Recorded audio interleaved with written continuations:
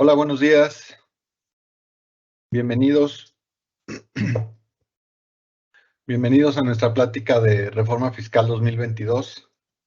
Es para mí un gusto y un honor darles la bienvenida a nuestro primer evento como Acápite.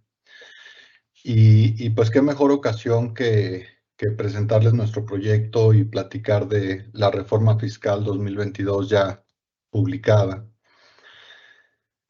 y que entrará en vigor el 1 de enero de 2022. Ahora bien, adicional a la reforma fiscal, ha habido otros cambios fiscales que se han venido dando tanto en miscelánea como en la página del SAT, ¿no? Anteproyectos y demás, que nos conllevan a estar actualizados y que nos ponen en perspectiva de seguir estudiando y de seguir preparándonos, ¿no? Creo que podemos dar un par de minutos, Joaquín, o tú me indicas. Creo que vamos en tiempo.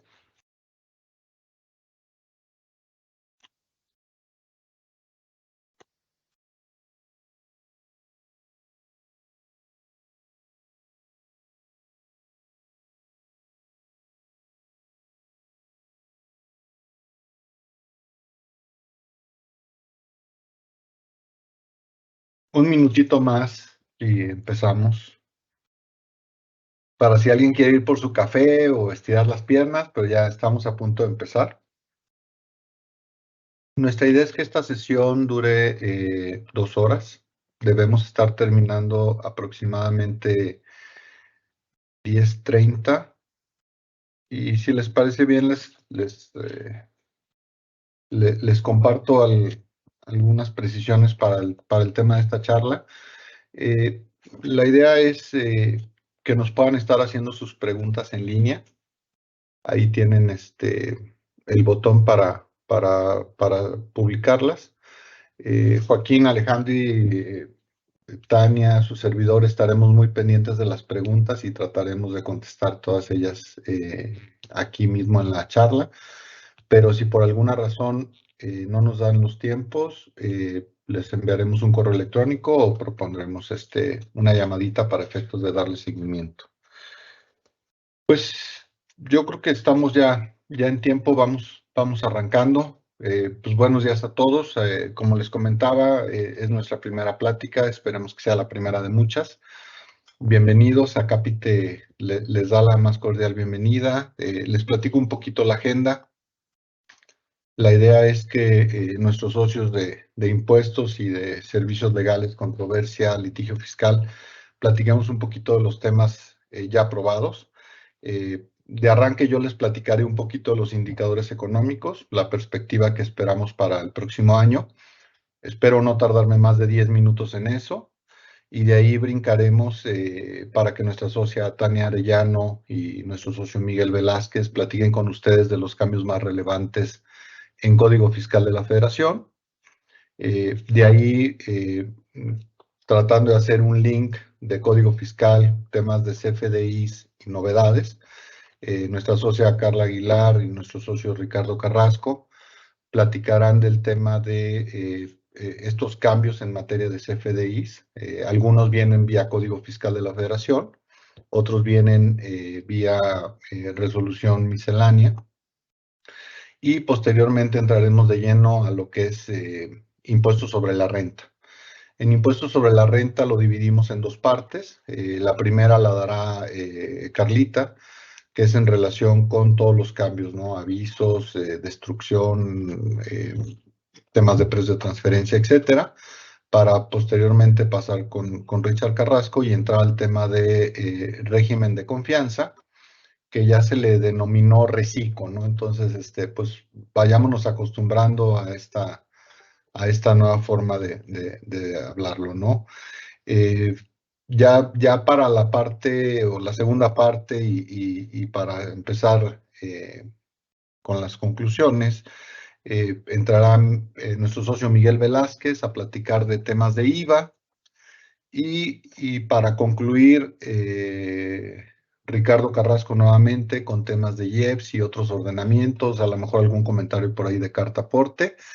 Y bueno, la idea es que Tani y su servidor estemos como muy alertas respecto de cualquier punto adicional, cualquier comentario. Ya saben, como tema de fútbol, ¿no? Que hay unos que narran y hay otros que comentan. En fin, pues si gustas, Joaquín, vamos avanzando con la presentación. Vamos a la siguiente. Obviamente que si Morena tiene mayoría en las cámaras, tiene el poder ejecutivo, etcétera, pues la presentación y aprobación del paquete económico fue realmente sin contratiempos, ¿no? Aún así, en el Senado se hicieron algunas modificaciones, pequeñas pero importantes, pero como podemos observar en la cronología de los tiempos, realmente se presentó el paquete económico 8 de septiembre, el Senado lo aprobó el 26 de octubre y finalmente se publicó en Diario Oficial el 12 de noviembre de 2021. Digamos, se cumplió con la agenda legislativa sin contratiempos, ¿no? Entonces tenemos ley de ingresos para 2022 aprobada, cambios en Código Fiscal, ley de ICR, IVA, IEPS, etcétera, ¿no? Prácticamente muchos cambios y eso creo que es importante, ya platicaremos de ello a detalle. Podrán ustedes escuchar muchísimo relacionado con que no hay nuevos impuestos, que no hay cambios trascendentes, ¿no? Que no hay cambios en las tasas, pero la realidad es que sí hay muchos cambios, pequeños, algunos sutiles, pero son importantes y creo que tenemos que estudiarlos, ¿no? Vamos a la siguiente, Joaco, por favor. Aquí en Criterios Generales de Política Económica, lo que nuestro gobierno está por todos lados presumiendo, ¿no? Que la reactivación económica está en marcha, que hay solidez financiera, que hay un apoyo sostenido a la recuperación. Todo lo pueden escuchar en la televisión, en el radio, medios impresos, etcétera. Hay toda una estrategia para intentar hacernos creer que todo está bien, cuando la realidad es que algunas cosas están bien y otras no tan bien, ¿no? Me parece que es trascendente destacar el tema de la inflación. La inflación al mes de octubre estaba ya a niveles de 5,76 para este 2021. La primera quincena de noviembre nos dejó un incremento de 0,69 y eso, según la estimación del propio Banco de México, nos está llevando a un tema de una inflación estimada anual del 7,05. Entonces, yo no sé ustedes, pero yo tenía muchos años que no veía una inflación a niveles del 7%, creo que es de llamar la atención. Aún así, nuestro gobierno piensa que la inflación para el año siguiente rondará los 3,40. Esperemos que hagan la política económica necesaria para que así sea. Por el momento las cosas no se ven muy bien en esta materia. Y en relación con el tipo de cambio, pues como ustedes saben, en noviembre no se vio bien el asunto, o sea, llegó un momento en que tipo de cambio llegó a 21,80. Afortunadamente ya se moderó, digamos, y ahorita estamos en un tipo de cambio ayer de 21,40. Hoy en la mañana lo revisé y andaban 21,20, ¿no? Estoy hablando del tipo de cambio de Diario Oficial de la Federación. Creo que vale la pena monitorearlo. Nuestro gobierno estima que para el próximo año el tipo de cambio promedio andará en 20,30. Esperemos que así sea, ¿no?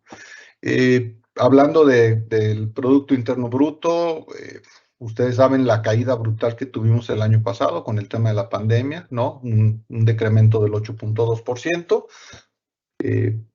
Lo que tuvimos en este segundo trimestre de 2021 muy alentador, una recuperación que parece más un rebote que recuperación per se, pero al final recuperación. Y lo que se está visualizando es que pudiéramos terminar a niveles de 5%, ¿no? Vamos a esperar el último trimestre de 2022. Finalmente, el 1 de diciembre se dio a conocer por la Comisión Nacional de los Salarios Mínimos el incremento del salario mínimo para 2022. Este salario mínimo viene con un incremento del 22%, que es importante. Queda entonces el salario mínimo general en 172.87 y el salario mínimo de la zona fronteriza norte en 260.39. Obviamente el 22% de incremento no refleja el incremento de la economía mexicana, pero recordemos que traía un rezago muy importante y han estado tratando de hacerle ajustes importantes para efectos de llevarlo junto o que sea acorde con la economía, ¿no? Tomen en cuenta estos datos, esto ya es oficial, ya está publicado, y pues tomar en cuenta el tema de que la UMA todavía no se publica. Como ustedes saben, la UMA viene a publicarse en el mes de enero para empezarse a aplicar en febrero. Creo que de indicadores económicos es lo más relevante. Podemos ir a la siguiente, Joaquín, por favor. En materia de ley de ingresos, una gran noticia, sobre todo para los inversionistas. Solo para recordarles, el sistema bancario mexicano hace la retención de ISR por intereses a los inversionistas en base al nivel de deuda. No lo hace respecto a los intereses ganados. Entonces hace un promedio, ¿no? De cuánta deuda o cuánta inversión se tenía y en base al capital invertido, pues hace la retención. Acá el tema es que no hay que ser un financiero muy destacado para entender que si la inflación es más alta que la tasa de interés y que si lo que grava es el interés real, lo cual significa que es el interés quitándole la inflación, pues entonces los ahorradores no tienen un ingreso para efectos fiscales, porque si la inflación es más alta, entonces se tiene una pérdida inflacionaria, el interés nominal pues no llega al interés real, y entonces si tú tienes una pérdida, cualquier interés, cualquier ISR que te retenga el banco, pues se va a convertir en un saldo a favor. Ahora, la tasa de retención en 2020 era del 1.45. Se dieron cuenta que las tasas de interés seguían muy bajas y la inflación iba creciendo y la tasa de retención bajó para 2021 a 0.97%. Ahora se tiene un nuevo decremento y creo que es una gran noticia porque ahora la tasa de retención es 0.08%. Entonces, van a observar una disminución importante en materia de ISR retenido en sus estados de cuenta a partir del mes de enero. Esto se genera por esta disminución en ley de ingresos. Creo que es una muy buena noticia. Aún así, si la inflación sigue por arriba de las tasas de interés, cualquier retención que se haga va a ser saldo a favor. En materia de estímulos fiscales, prácticamente se mantienen todos los de 2021. Y creo que con esto podemos dar paso a nuestro siguiente tema. Carla, Ricardo, ¿me escuchan? Sí, hola Andrés, ¿cómo estás? Hola, buenos días. Va el balón para ustedes. Gracias. Para código, Andrés, si quieres nos vamos primero a código y regresamos con comprobantes, porque en código traemos algunos cambios interesantes para efectos de CFDIs. Correcto. Entonces vamos con Tania y con Miguel. Muchas gracias. Perfecto. Muy buenos días a todos. Pues bienvenidos a nuestro evento. También les doy la cordial bienvenida. Mucho gusto en que nos estén acompañando. Y pues vamos a entrar de lleno en materia de Código Fiscal de la Federación. De verdad que hay muchos cambios en Código Fiscal de la Federación. Hay muchos detalles que se están adecuando, ajustando, incorporando. Tenemos de todo, pero creo que todas estas acciones o todos estos ajustes que están proponiéndose y que ya se aceptaron, persiguen un fin para darle herramientas y más campo de acción a la autoridad fiscal en esta actividad fiscalizadora que está haciendo. Como sabemos, el SAT viene muy fuerte en los últimos meses trabajando y con todas estas adecuaciones al código tendrá más elementos y más herramientas para seguir haciendo su actividad de fiscalización. Incluso muchas de estas herramientas van muy focalizadas a seguir persiguiendo operaciones simuladas o que carezcan de razón de negocio. Que dicho sea de paso, empezamos a ver por todos lados que existe la mención de razón de negocio y seguimos sin tener una definición tal cual en Código Fiscal de la Federación o en alguna ley referida a este concepto. Entonces es muy curioso, pero al final del camino pues son herramientas que el SAT va a tener a partir del 2022 en sus procesos de revisión para efectos de seguir con esta actividad, ¿no? Entonces, si vamos a la siguiente pestaña, a la siguiente lámina, iniciaremos mencionando el tema del dictamen fiscal.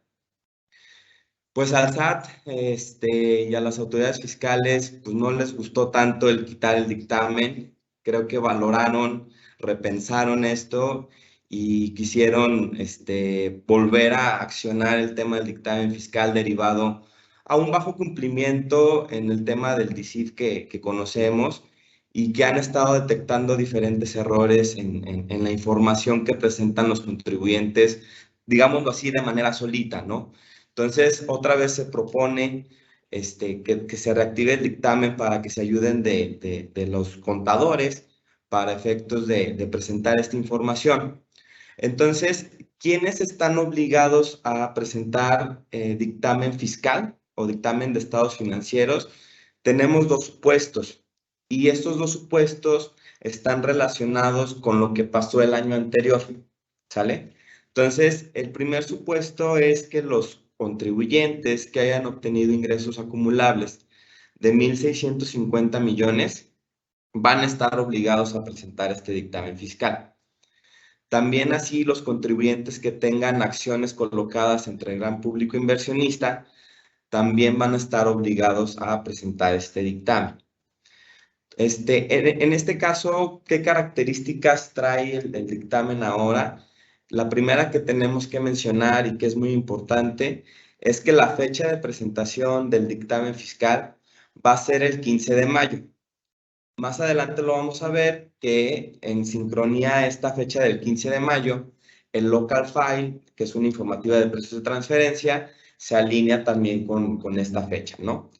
El otro tema muy importante acá es que si un contribuyente está obligado a dictaminar para efectos fiscales, también las partes relacionadas van a tener una obligación. ¿Cuál va a ser esta obligación? La de presentar ICIF. No nos confundamos, ICIF se mantiene con las mismas reglas que venían operando. Todo sigue igual en parte de ICIF. Pero si un contribuyente está obligado a dictaminar por los supuestos que ya mencionamos, y esta, por decir un ejemplo, hay una parte relacionada que es la empresa holding, que a lo mejor incluso en el año pues ni siquiera tuvo ingresos, pero por el simple hecho de ser parte relacionada del contribuyente obligado a dictaminar, esta parte relacionada también va a presentar el ICIF, no el dictamen fiscal, va a ser el ICIF, ¿sale? Entonces, acá la obligación de dictaminar, pues te vas a tener que hacer acompañar de un CPI, que antes era el CPR, ahora es el contador público inscrito. Entonces, este CPI es el que va a realizar el trabajo y va a estar mencionando, incluso en su parte de sus opiniones, conductas que pudieran infringir en un delito fiscal. Ahorita Tania Arellano nos va a dar mucho más detalles de la función del CPI y de los castigos que también se están contemplando para CPI, ¿sale? Entonces, la parte del dictamen optativo también se mantiene. Si ustedes son una empresa que tuvieron ingresos por debajo del 1.650 millones, pues también pueden optar o pueden seguir optando por dictaminar. Y ya comenté también que el DICIF pues se mantiene tal cual, ¿no? Entonces, no sé, Tania, si acá nos quieras comentar un poquito de esta responsabilidad ahora del CPI. Sí, gracias, Miguel. Efectivamente, aquí vemos que ahora que la autoridad incorpora nuevamente la obligatoriedad del dictamen, se establecen nuevas obligaciones para el CPI. Entre las que comentaba Miguel, pues tenemos la de informar el incumplimiento de disposiciones fiscales o aduaneras por parte de los contribuyentes o de aquellas conductas que pudieran implicar la comisión de algún delito fiscal. Este punto es muy relevante, ya que al ser obligatorio para el CPI el estar pues analizando que se pudieran dar efecto a estas figuras, pues se le establece también como responsable del delito de encubrimiento fiscal si es que no informa mediante las reglas de carácter general que en su momento se lleguen a establecer alguna de estos incumplimientos por parte del contribuyente, estableciéndose ya no solamente los supuestos anteriores que teníamos de suspensión o cancelación de registro para seguir emitiendo dictamen, sino ya va más allá, incluyendo sanciones penales al ser un delito, que van desde prisión de 3 meses a 6 años. Entonces, realmente esta parte de la reforma sí resulta muy relevante, ya que pues el auditor va a tener que realizar actividades muy específicas que no entran dentro de su ámbito de expertise, como es esta parte de detectar incumplimiento de disposiciones fiscales y aduaneras o incluso ser investigador de delitos para no incurrir él mismo en el delito de encubrimiento fiscal. Aquí sobre este punto también me gustaría agregar que ha habido mucha discusión entre los diversos foros fiscales de al entrar en vigor esta obligación en el 2022, ¿cuándo es el obligatorio presentar el dictamen? Si a partir del dictamen correspondiente al ejercicio 2022 que se presenta en 2023, o bien si es con relación al dictamen correspondiente al ejercicio 2021 que se presenta en el 2022. Al respecto, nosotros consideramos que la obligatoriedad del dictamen vuelve a partir del ejercicio 2022 por aquel dictamen que se presenta en el 2023, al ser una norma sustantiva que impone una obligación al contribuyente, que es la de dictaminarse. Bueno, estos serían mis comentarios con relación al dictamen. No sé, Miguel, si pasamos al siguiente tema, por favor. Te regreso el micrófono.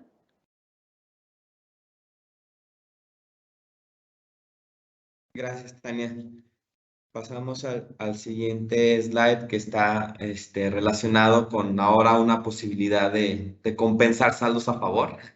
Como ustedes saben, ya estamos hasta como acostumbrados a pues, que los saldos a favor de IVA que se nos generan, pues no los podemos llevar contra ninguna otra cantidad a favor, como podría ser ISR, como podría ser retenciones. Si tengo un saldo a favor de ISR, de la misma manera no puedo llevarlo contra IVA. Solamente es la misma naturaleza del saldo a favor, ¿no?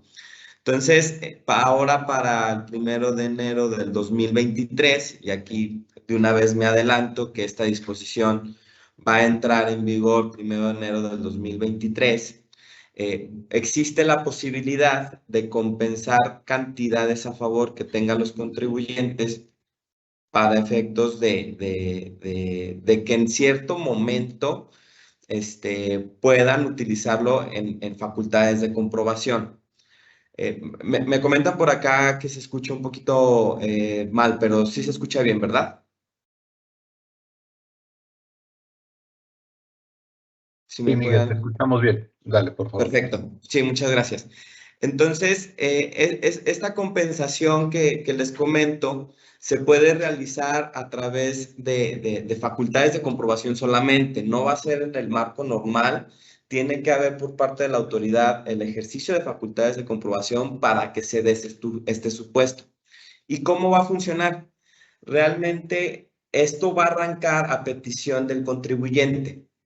Y el contribuyente, una vez que reciba su oficio de observaciones o su última acta parcial, llámese revisión de gabinete o visita domiciliaria, a partir de ese momento puede levantar la mano y decir, aquí tengo estas cantidades a favor que me gustaría compensar contra las cantidades que tú estás observando en tu auditoría. Y entonces ese lapso para poder hacer esto concluye hasta 20 días posteriores a la contestación del oficio de observaciones o antes de que se emita el acta final tratándose de visita domiciliaria. Entonces, en este lapso está esta opción. ¿Va a ser así de fácil como levanto la mano y pido la compensación y ya está? No va a ser así. Va a haber todo un procedimiento para efectos de que la autoridad fiscal revise esas cantidades a favor, revise las cantidades a cargo, determine, y la autoridad va a ser como la encargada de poner sobre la mesa la propuesta de cómo van a compensarse esas cantidades. Entonces, hecha la propuesta por parte de la autoridad, el contribuyente va a tener 10 días para efectos de aceptar o rechazar esa propuesta que puso sobre la mesa la autoridad. Incluso se apertura la opción de que la autoridad pues pide información adicional para complementar la propuesta. Entonces, si el contribuyente acepta, pues va para adelante. Si no acepta el contribuyente, se deshace todo eso y continúa el proceso de la auditoría de manera normal. Ahora, se especifica que este ejercicio o este cabildeo que vas a tener en este lapso, pues no va a generar ningún precedente para la autoridad. Es decir, pues no se va a ver obligado a respetar alguna manifestación que haya hecho, o tampoco se va a considerar que esto es como una gestión de cobro que interrumpe el plazo que tienen los contribuyentes para efectos de solicitar la devolución de sus cantidades a favor.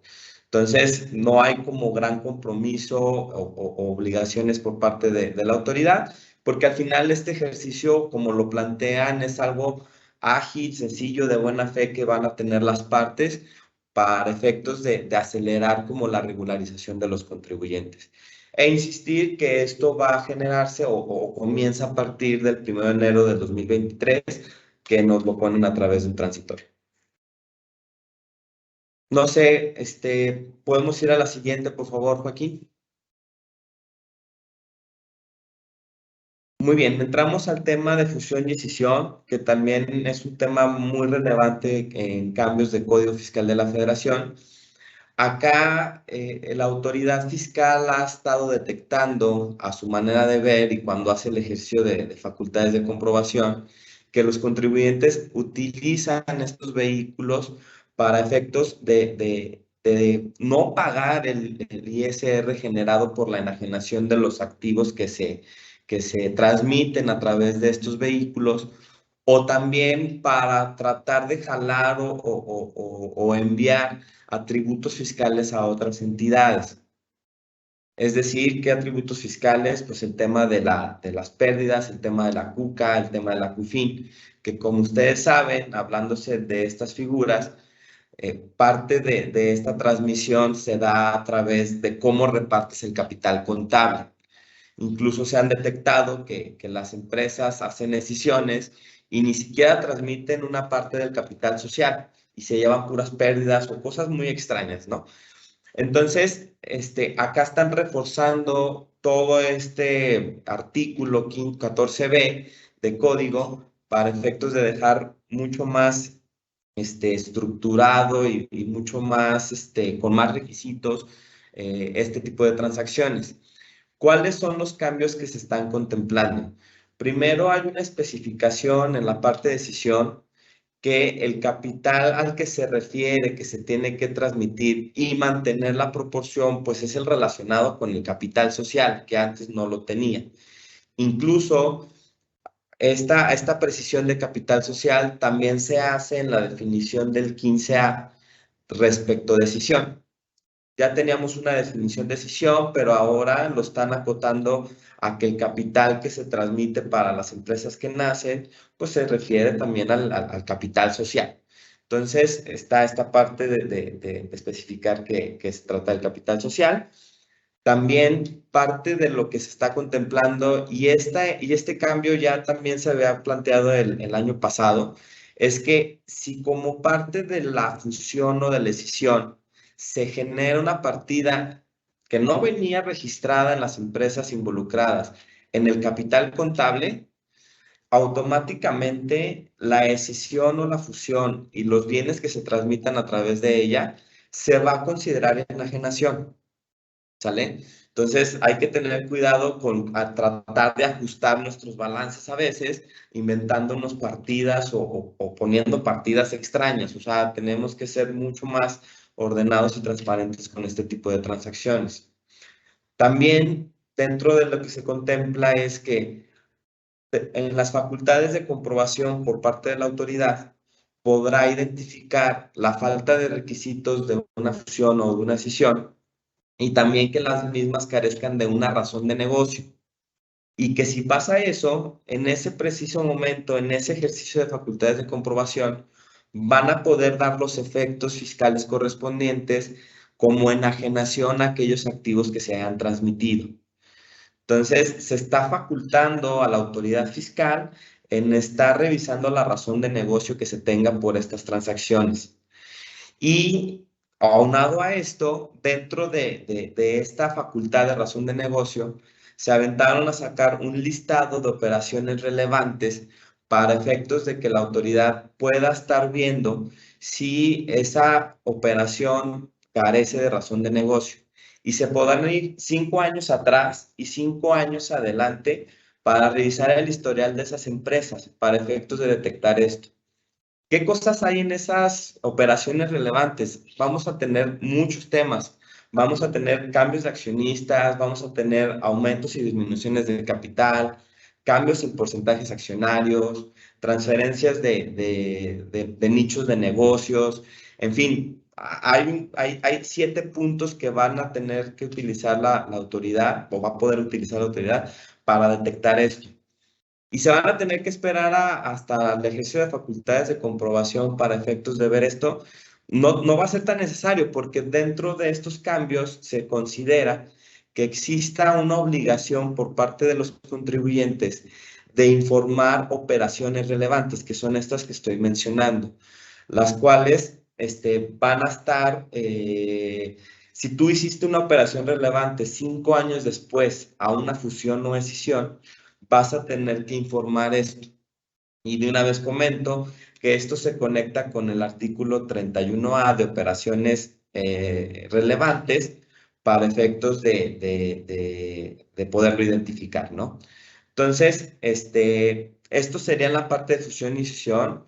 El mensaje es que tenemos que cuidar mucho más este tipo de figuras jurídicas para efectos de darle en todo el soporte que tengamos al respecto mayor razón de negocio y que todos los requisitos fiscales que se contemplan, más los nuevos, pues estén cubriendo en esta parte, ¿no? Vamos a la siguiente, Joaquín, porfa.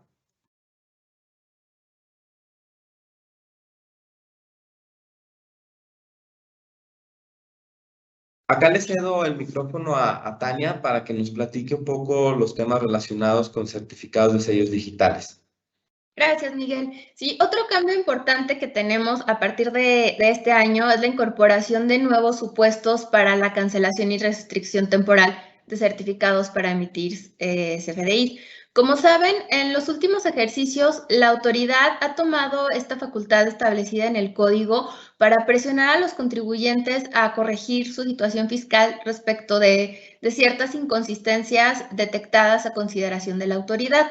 Ha sido una herramienta muy útil para la autoridad, ya que si nos restringen los sellos, pues nos paran completamente la operación. Es una forma fácil, eficiente de la autoridad para incrementar su caudal recaudatorio sin dedicar mayor tiempo como se realiza en una facultad de comprobación. Entonces, como ha dado tan buen resultado, la autoridad está incorporando nuevos supuestos, entre los que se destacan pues aquellos contribuyentes del régimen de confianza que más adelante vamos a platicar, que no hayan presentado declaraciones consecutivas o no por 3 periodos, también van a estar dentro de este supuesto de restricción temporal de sellos.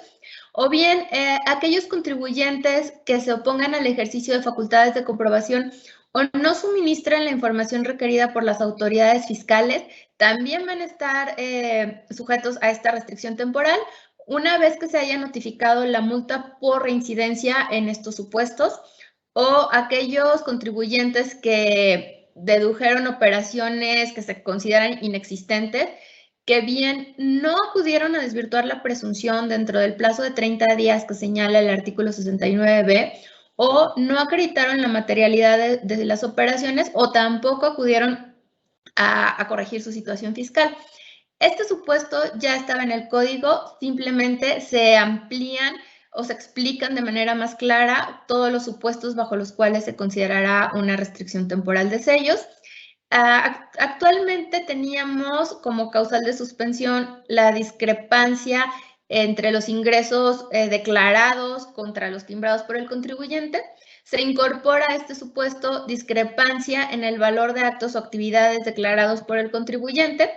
Y también aquí es importante que para estos efectos se faculta a la autoridad a que pueda realizar sus comparativas no solamente con la información que cuenta en sus bases de datos o con las declaraciones del contribuyente, sino también con las declaraciones informativas. Otro de los supuestos para la restricción temporal de sellos es cuando el socio o accionista que tenga el control efectivo de la sociedad presente incumplimiento de sus obligaciones fiscales.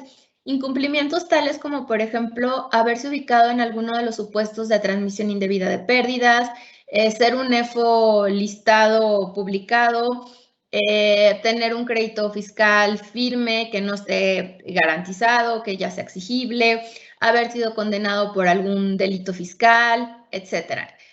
Adicionalmente, con relación a la restricción temporal de sellos, se hace alguna precisión respecto al procedimiento de aclaración, señalando que si el contribuyente no da cumplimiento al requerimiento que efectuó la autoridad posterior a su aclaración, el plazo de los 40 días para poder presentar la aclaración continúa corriendo.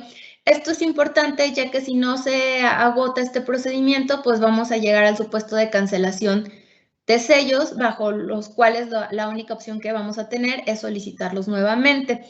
Aquí también una incorporación que hay en esta materia de cancelación y restricción temporal de sellos es que se establece que si previamente la autoridad, por alguno de los procedimientos establecidos en el mismo código, determinó el incumplimiento de obligaciones o de irregularidades por parte de los contribuyentes, específicamente hablando de materia de 69b o de transmisión de pérdidas indebidas, el contribuyente ya no podrá acceder a la opción de presentar la aclaración y desvirtuar estas irregularidades, sino que la única forma en que el contribuyente puede acceder nuevamente al sello digital es mediante la corrección de su situación fiscal. Entonces, como vemos, y como les comentaba anteriormente, pues efectivamente esta es una de las herramientas más eficientes que ha descubierto la autoridad y que ha puesto en práctica para conseguir esa recaudación en un tiempo rápido, presionando a los contribuyentes de esta forma.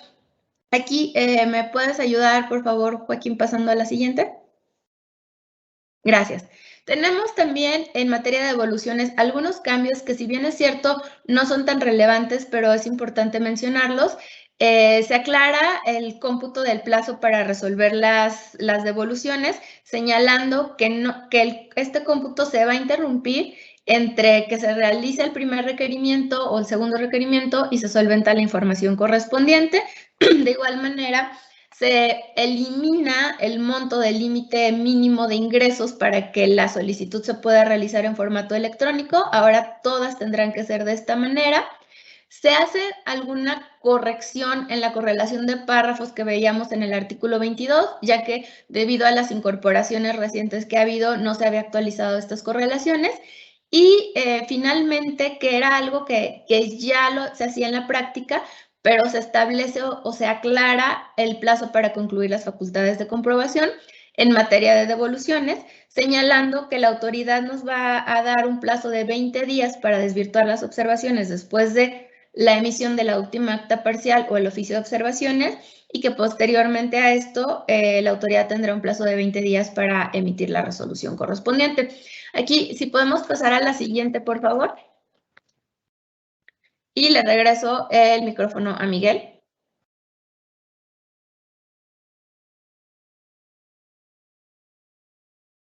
Sí, muchas gracias. Entre otros cambios que se señalan en el código, si ustedes están a punto de hacer algún cambio de residencia fiscal para algún contribuyente, tengan en cuenta que se adiciona ya un aviso muy puntual para señalar que hay un cambio de residencia. Si esto no se da, la autoridad fiscal mantendrá la posición de que es residente fiscal mexicano.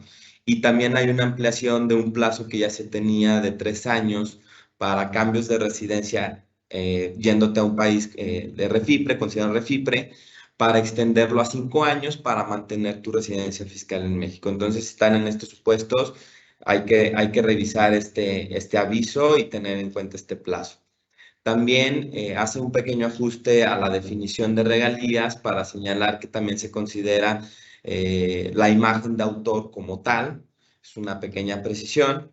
Y también va a ser muy importante que en la parte de responsabilidad solidaria revisemos porque se están formalizando, ampliando y adecuando supuestos en esta materia.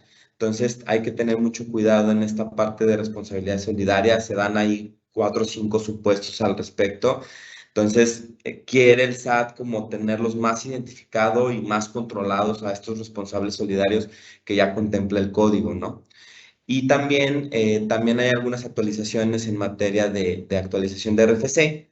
Como ya ustedes saben y también ha salido como mucho a la voz pública, es que los mayores de edad se tienen que dar de alta.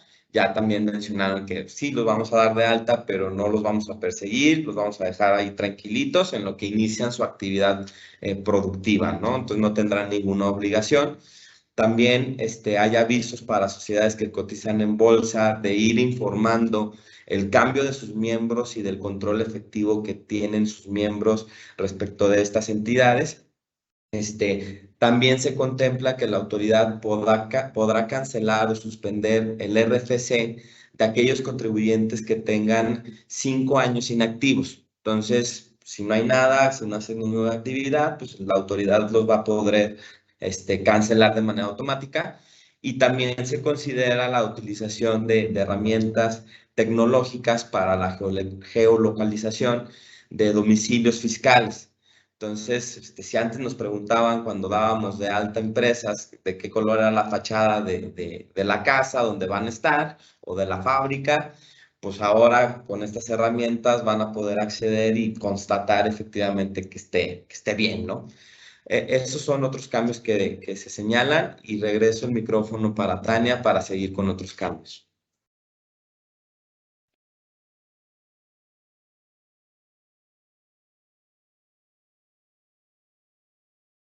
Gracias. Si podemos avanzar a la siguiente lámina, por favor. Tania, Andrés Villalpando. Solo es una pregunta relacionada con qué significa Refipre. Solamente comentar que es el régimen fiscal preferente, que está básicamente estipulado en la Ley de Impuesto a la Renta como un título y se refiere prácticamente a inversiones de residentes en México que tengan directa o indirectamente en el extranjero y que obligan a pagar el impuesto de manera anticipada en México. Históricamente se conocían como paraísos fiscales, ¿no? Y que para decirlo de manera muy sencilla, es cuando se causa el impuesto sobre la renta de aquel país a una tasa inferior al 22.5. Es una correlación ahí con la tasa de impuestos sobre la renta mexicana, ¿no? Pero si Refipre, régimen fiscal preferente. Gracias, Tania. Perfecto, gracias, Andrés. Bueno, como ya comentábamos al principio, los mayores cambios están dentro del Código Fiscal de la Federación. Hemos comentado algunos de los más relevantes. Ya me voy a ir muy rápido en esta sección para no alargar más la plática con relación a código. Algunos de los cambios adicionales que tenemos en código es que finalmente se establece la facultad a la autoridad de que puedan suspender los plazos en casos de fuerza mayor o caso fortuito, como es el caso de la pandemia. En esa, por favor, en esa. Como ya comentábamos, se establecen nuevas modificaciones para la obligación de presentar las declaraciones de operaciones relevantes. Ya comentó Miguel uno de los supuestos, que es en el caso de fusiones o escisiones. Esta nueva obligación también se incorpora en el caso de que haya enajenación de acciones a costo o reestructuras, y va a estar vigente la obligación cuando dentro de los 5 años posteriores a que se realizaron estas actividades, pues se celebre una operación que para efectos de cada uno de estos supuestos se considere operación relevante. Aquí, si podemos pasar a la siguiente, por favor. Otros cambios que me parecen importantes en cuanto al Código Fiscal de la Federación es que se amplía el plazo para que las autoridades, para que se conserve la información en materia de intercambio de información a 6 años a partir de que la declaración se presentó o de que la información se generó. Este plazo de 6 años para conservar la información también se amplía en el caso de las instituciones financieras, donde se obliga a conservar por este periodo de 6 años la información de los contribuyentes. De igual manera, como comentábamos al principio, en esta búsqueda de dar más herramientas a la autoridad, también se le faculta para que pueda celebrar convenios de colaboración con otras entidades para que pueda realizar intercambio de información respecto de las instituciones financieras. Una parte importante de incorporaciones dentro del Código Fiscal que tenemos es que se crea todo un apartado donde nos crean la figura de beneficiario controlador, que nos define básicamente que beneficiario controlador es aquella persona que ejerce el control sobre una sociedad o ejerce los derechos de uso, goce o disfrute de esta sociedad, estableciéndose una serie de obligaciones tanto para los integrantes de la sociedad donde existe un beneficiario controlador, para las instituciones financieras o para los fideicomisos, de conservar la información, de verificar de forma razonable que la información del beneficiario controlador sea correcta y sea confiable y de ponerla a disposición de las autoridades fiscales cuando así lo requieran, ya sea dentro de los procedimientos que establecen estos propios numerales de beneficiario controlador o a través del ejercicio de facultades de comprobación, que puede ser ya sea visita domiciliaria o revisión de gabinetes, estableciéndose multas también en el apartado correspondiente por no conservar esta información o por no actualizarla, multas que van desde los 500,000 pesos hasta 1 millón de pesos. Y así como también la imposibilidad de contratar con gobierno cuando no está actualizada la información del beneficiario controlador. Rápidamente, hablando de facultades de comprobación, bueno, como ya mencionaba, se incorporan facultades de comprobación para verificar el cumplimiento de obligaciones de beneficiario controlador, con relación a la práctica de los avalúos, que ya estaba, esta facultad ya estaba, pero se incorpora para verificarlo con relación a las inversiones del contribuyente. Un cambio relevante es que finalmente se da a la autoridad la facultad para determinar cuando existe simulación de actos jurídicos para fines fiscales. Con relación a este punto, vemos que la autoridad en el ejercicio de sus facultades de comprobación puede determinar cuando existe una simulación de actos jurídicos, siempre y cuando así lo establezca de forma fundada y motivada en la resolución que emita para tal efecto, cuando se trate de operaciones que realizan partes relacionadas, así como que nos establezca la diferencia entre el acto simulado y el acto que el contribuyente en la realidad realizó. Deberá determinar el beneficio fiscal que el contribuyente recibió por esta simulación de actos y establecer en esa resolución determinante del crédito fiscal también los elementos que tuvo la autoridad para concluir que se encontraba en una simulación de actos. ¿Podemos pasar a la siguiente, por favor? Hay muchos más cambios, pero creo que el otro cambio relevante a mencionar antes de que termine el tiempo para Código Fiscal. A la siguiente, por favor. A la siguiente. En esta parte, dentro de la exposición de motivos y en la misma reforma, se establecen serias medidas para el combate al mercado ilícito de hidrocarburos y petrolíferos, que pues, todos conocemos como huachicol, estableciéndose nuevas obligaciones para todos los contribuyentes que realizan estas actividades en materia de controles volumétricos. Es importante mencionar que las facultades que se están considerando en este supuesto son realmente fuertes para la autoridad fiscal. Se están estableciendo sanciones muy graves para los contribuyentes que no cumplan con sus obligaciones de llevar controles volumétricos, de mantener los sistemas, de informar a la autoridad sobre las existencias de los hidrocarburos, sanciones que van hasta multas hasta de 5 millones de pesos, prisión de 3 a 12 años, así como clausura de las estaciones de servicio por hasta 6 meses. Entonces, esta parte de combate al mercado ilícito de hidrocarburos y petrolíficos sí resulta relevante ver todas las medidas que está considerando la autoridad y las facultades que se le está otorgando a la autoridad para verificar el correcto cumplimiento y evitar estas prácticas de mercado ilícito de hidrocarburos y petrolíferos. Creo que con esta parte concluiría el tema de código. Todavía hay otro punto importante de código, les voy a hacer la palabra a Carla y a Ricardo, que van a platicar de todos los cambios en materia de CFDI, que algunos vienen en código fiscal. Muchas gracias, Tan. Solo a mí quisiera comentar, Carlita, antes de arrancar con esto, que pues también un cambio interesante es que hay un plazo ya de 12 meses para efectos de concluir acuerdos conclusivos, para que lo tengamos en cuenta también ese límite de plazo. Adelante, Carlita. De acuerdo, gracias. Pues buenos días a todos, muchas gracias por acompañarnos. Como comentaban Miguel y Tania, pues hubo varios cambios en Código Fiscal de la Federación y pues bueno, ahorita vamos a platicar un poquito respecto de los cambios que afectan en materia de CFDI. Y también comentarles que el día de ayer, pues bueno, ya se publicó todo lo concerniente a la nueva versión de CFDIs, que va a ser la 4.0, y también mencionar algo importante, que pues bueno, vamos a poder estar conviviendo entre la versión 3.3 y la 4.0 por los meses de enero a abril del 2022. Entonces, pues para que vayan ahí preparando sus sistemas, tenerlos listos para el 1 de enero o más tardar el 1 de mayo, ¿no? Y pues, ¿qué trae esta nueva versión 4.0? Pues básicamente los cambios que de conformidad con el código se hicieron, ¿no? Entonces, uno de ellos es que ahora se tiene que hacer una identificación en los FDIs de si los bienes que estás facturando son exportados o no. De hecho, por ahí hay un nodo que simplemente le vamos a poner si aplica o no exportación.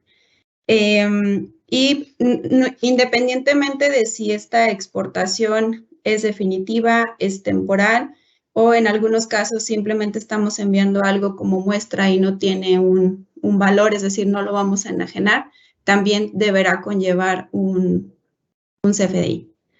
Se precisa que pues los CFDI de egresos únicamente se podrán utilizar para efectuar bonificaciones, devoluciones, descuentos sobre ventas y no para cancelar un ingreso. Sabemos que luego muchos de nuestros clientes, debido a temas del sistema, no pueden realizar una cancelación de raíz de una factura y lo que llevan a cabo es cancelarlo a través de un CFDI de egresos. Esto no está permitido, no es lo correcto y pues bueno, también ahí habrá que hacer los ajustes necesarios para efectos de sus sistemas, ¿no? Es importante que no se lleve a cabo esta práctica y también esto en correlación con que pues, nos pueden hacer suspensión de certificado de sellos digital si traemos por ahí diferencias entre los ingresos que tenemos en CFDI versus los que estamos declarando ante el SAT. Otro tema importante es que la autoridad podrá actualizar nuestra actividad económica si observa que emitimos FDIs que no tienen nada que ver con la actividad económica que tenemos registrada ante el SAT. Entonces, también ahí, pues bueno, hay que tener muchísimo cuidado con lo que estamos facturando porque podemos caer en el absurdo de que nos modifique nuestra actividad económica. Es importante mencionar que si en caso de que esto ocurra, se puede presentar una aclaración ante el SAT y esta para, pues, decirle, sabes que SAT no estoy de acuerdo, hice a lo mejor alguna operación atípica, pero es parte de mi operación normal y no es que esté realizando una actividad adicional.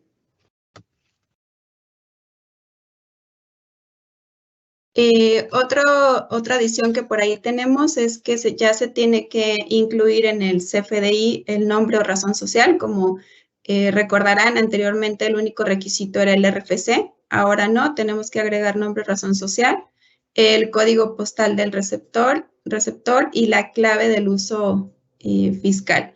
Es importante también mencionar que se debe de agregar el régimen fiscal que tiene el receptor del servicio o del bien. Entonces, también ahí lo vamos a tener que estar solicitando. Si no se solicita, no se podrá emitir un CFDI. Un tema súper importante y que nos tiene bastante preocupados es que ya no vamos a poder cancelar CFDIs en un ejercicio diferente. Es decir, si yo lo emito en 2021, únicamente lo podría estar cancelando en 2021 y debería de tener una justificación para hacerlo. Perdón, en 2022. Incluso se está incorporando un nodo donde se menciona la razón de la cancelación y que principalmente pues debiera de ser por errores en la factura. Pareciera como que el SAT es la única forma en que justifica que estemos cancelando un CFDI, ¿no? Entonces, pues ahí vamos a tener el problema práctico de que si un cliente me dice, me emitiste mal mi factura en enero 2023 y esa factura fue emitida en diciembre 2022, pues parecería que ya no la vamos a poder cancelar. Adelante, por favor. Esta, bueno, como les comentaba, ya tenemos una nueva versión que es la 4.0 para CFDIs y tenemos la versión 2.0 para complementos de pago. Y básicamente lo que está haciendo es pues adecuarse a los cambios que ahorita comentábamos del código, agregar el nodo de si es exportación o no, si el domicilio fiscal y el régimen fiscal del receptor, ya no solamente de quien emite. En el tema de público en general, se debe establecer a qué periodo corresponde la facturación global que estamos haciendo y también se incorpora información sobre pagos a cuenta de terceros. Vamos adelante, por favor. Como les comentaba, tenemos una nueva versión 2.0 de pagos y simplemente lo que está haciendo es adecuar, agregando ciertos nodos para relacionar de mejor manera los FDIs. Y otra cosa interesante es que ya vamos a tener que estar desglosando los IVAs, desglosando el IVA en cada uno de los renglones y por cada uno de los FDIs relacionados, y también ya tendrá totales. Como recordarán, anteriormente ni siquiera venía un total.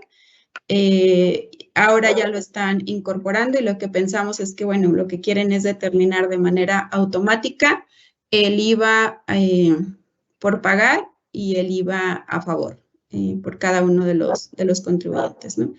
Richard, no sé si quieras agregar algo en parte de CFDIs. Sí, yo creo que, gracias, Carlita. Yo creo que vale la pena señalar que en el tema de los FDIs de egresos que ya comentamos, no solo te dice, oye, si no está justificado, pues no va a ser deducible, sino más bien que también todos los que estén justificados tienen que estar bien documentados. Entonces, no solo intentemos de tener una justificación, sino también hay que documentarlo, si es un tema de política, un tema de pago realizado con exceso. Entonces, hay que buscar siempre tener este tipo de documentos bien soportados con la finalidad de que la autoridad no nos rechace estas notas de crédito, ¿no? Eso sería como que mi primer comentario. No sé si yo estoy ya bien. Podemos pasar, no sé si a las siguientes slides. Y aquí en el tema del servicio de cancelación de CFDI, creo que la parte medular es el motivo. ¿Por qué estamos cancelando este CFDI? Recordemos que uno de los cambios es, oye, si tú vas a cancelar un CFDI de ingreso porque te equivocaste, es decir, en vez de poner 100,000 pesos, pusiste 1,000,000, pusiste un cero de más, entonces tú debes de poner el por qué y eso tiene que estar hoy en día relacionado con otro CFDI que es el que realmente el origen donde viene el error. Entonces, hoy en día la autoridad ya no va a aceptar me equivoqué. Bueno, ¿por qué te equivocaste? ¿En qué te equivocaste? Porque ya te están obligando a poner un CFDI relacionado.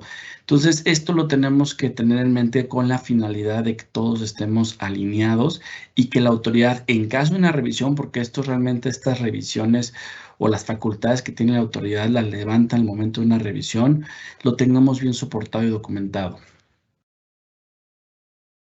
Si quieren, adelante. Y aquí le cedo la palabra a Carlita, que es la parte de ley de impuesto de la renta. Perdón, antes de entrar al siguiente punto, creo que hay un par de preguntas que son importantes que pudiéramos estar checando para ustedes, Carla, Ricardo, donde nos preguntan si la limitación de cancelación de facturas no aplica por los FDIs de 2021 que se quieran cancelar en 2022. Y nos preguntan también que respecto al uso de CFDI, en caso de que el dato estuviera incorrecto, ¿la factura sería no deducible? No sé si nos puedan comentar algo de estos dos puntos. Respecto del primer punto, lo que pensamos es que mientras sigamos con la versión 3.3, es decir, de enero a abril 2022, podemos estar realizando cancelaciones aun y cuando se trate de un ejercicio diferente. Sin embargo, por lo que estuvimos revisando, la versión 4.0 ya no te lo va a permitir. Entonces, consideramos que a partir del 1 de mayo ya no habría forma. No hay un tema de transición, esa es una realidad. Entonces, pues realmente lo pensamos en base a la convivencia que habrá entre la versión 3.3 y la 4.0. Eso para la primera pregunta. No sé, Richard, si tienes algún comentario adicional al respecto. No, estoy de acuerdo con tu comentario, Carlita, y si quieres con la segunda, que la leo dice respecto al uso de CFDI, en caso de que el dato estuviera incorrecto, la factura sería no deducible.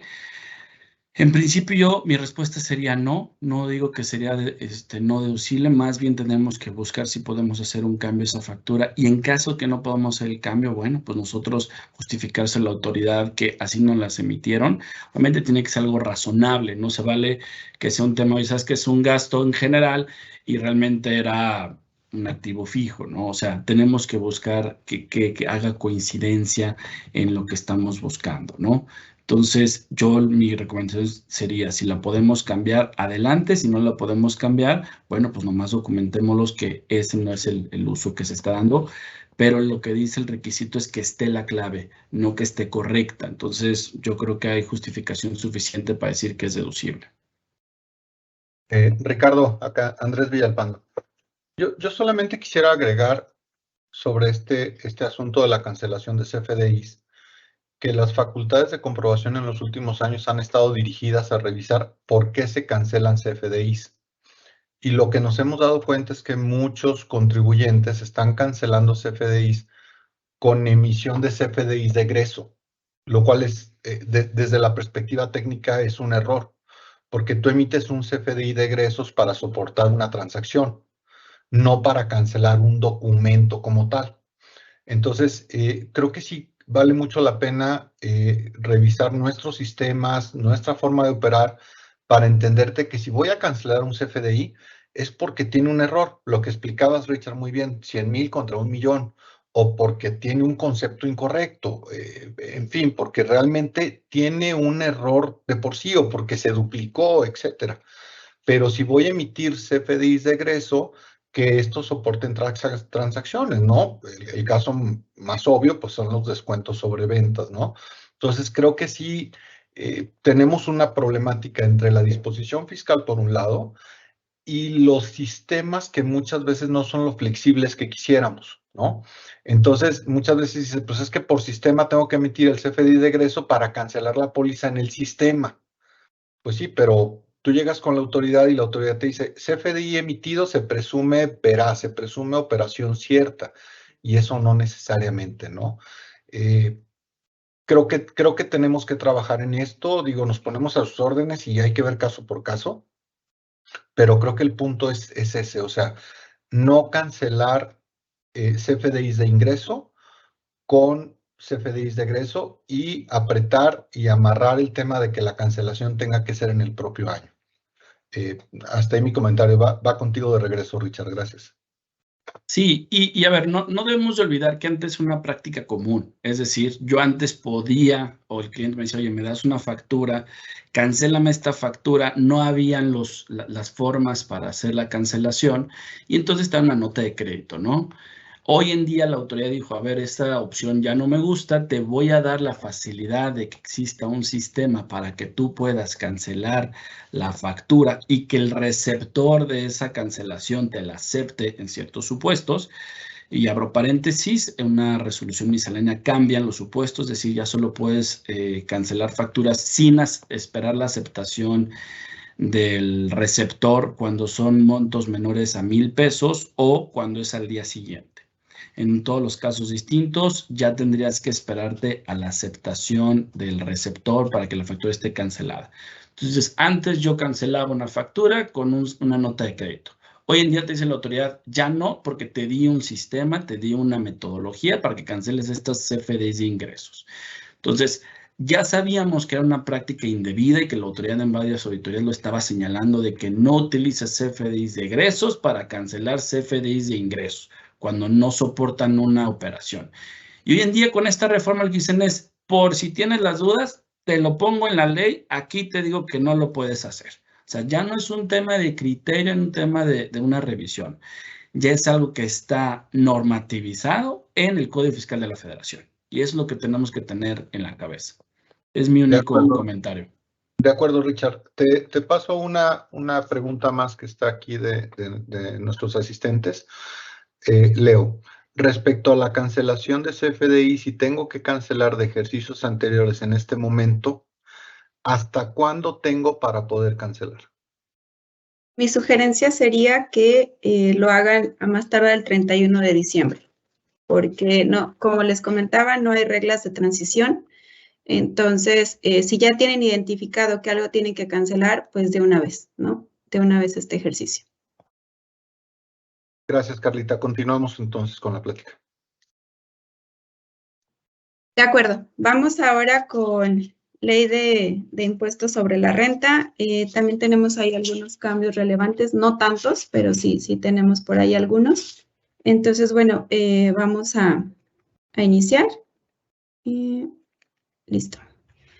Pues bueno, como saben, por ahí se establece que la pérdida cambiaria se debe determinar en base al tipo de cambio que publica el Banco de México para solventar obligaciones. Y pues bueno, ahora a partir del 2022 se unifique dicho criterio para la determinación de la utilidad cambiaria. Ya no vamos a tener ahí la duda de qué tipo de cambio utilizo para determinarla, para evaluar mis créditos y deudas al cierre de cada mes. Es importante que lo estemos haciendo para efectos fiscales, independientemente del tema contable. Para efectos fiscales hay que estar utilizando el tipo de cambio que publica el Banco de México para solventar obligaciones. Otro tema es que se aclara por ahí que la reducción que podemos llevar a cabo a partir del mes de julio de cada año de pagos provisionales no se trata de reducción como tal del pago provisional, sino de una reducción de coeficiente y en base a eso hay que darle todo el tratamiento. El resto del procedimiento se mantiene, podemos seguir haciendo la solicitud de la reducción de este coeficiente a partir del mes de julio y hasta el mes de diciembre. Otro tema que vemos muy relevante es que para efectos de poder tomar la deducción de créditos incobrables de más de 30,000 UDIs, que es, pues, no sé, por ahí de 211,000 pesos más o menos, únicamente la vamos a poder llevar a cabo cuando ya se haya cerrado la demanda. Por ahí anteriormente, pues con el simple hecho de presentar una demanda, llegar a demandar al deudor era suficiente, yo podía tomar la deducción presentando el aviso que para esos efectos se aplicaba el 15 de febrero del ejercicio siguiente. Ya no podrá ser. Ahora, pues esto me puede llevar hasta 1 o 2 años para efectos de yo poder tomar la deducción. Ahora resulta que alguien no me pagó y no puedo tomar esa deducción aún y cuando yo sé que ya no me va a pagar más, hasta en tanto se hayan agotado todos los recursos para efectos de hacer esa gestión de cobro. Entonces, pues esto creo que sí puede afectar a muchísimos contribuyentes. El siguiente. Listo. Por ahí, bueno, como saben, teníamos una limitante para efectos de deducción de asistencia técnica. Lo que nos decía la disposición fiscal en ley de ISR es que no podíamos tercerizar, es decir, con residentes en el extranjero, es decir, yo contrato a empresa A extranjera y esta empresa contrata a B y B es la que me presta el servicio, eso no se podía llevar a cabo. Ahora lo que nos están diciendo es que tampoco para efectos de mexicanos podemos tercerizar la asistencia técnica. En caso de que lo hagamos, pues no va a ser deducible. Por ahí tenemos una excepción, que es cuando estemos recibiendo servicios especializados y que quien nos preste dicho servicio tenga su registro ante el REPSE. Todo esto alineado con todo el tema de la reforma laboral. Entonces, este es un nuevo requisito, hay que tenerlo por ahí en cuenta. Respecto de lo que es capitalización delgada, que como saben se trata de la posibilidad de determinar, o mejor dicho, una metodología para determinar intereses no deducibles debido a que tengo un préstamo con una parte relacionada en el extranjero. Si yo solicito un préstamo, una parte relacionada en el extranjero, tengo una limitante para efectos de tomar la deducción de los intereses. Por ahí en el procedimiento se establece que debemos de hacer un comparativo entre el promedio de deudas y el triple del capital contable. Y el capital contable, pues uno es el que ya conocemos de conformidad con NIF, que es el capital social más utilidades retenidas o pérdidas retenidas. Y el otro, fiscalmente hablando, era considerar CUCA más CUFIN más CUFINRE. Entonces, en muchos de los casos, pues esto nos ayudaba muchísimo porque pues no considerábamos las pérdidas acumuladas que en su caso la compañía pudiera tener. Sin embargo, pues a partir del 2022 se adiciona un nuevo elemento para considerar como capital contable y es las pérdidas fiscales pendientes de amortizar.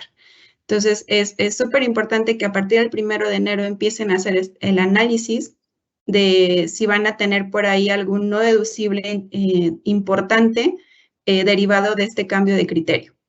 Y pues bueno, para efectos de que puedan tomar cualquier acción durante dicho ejercicio.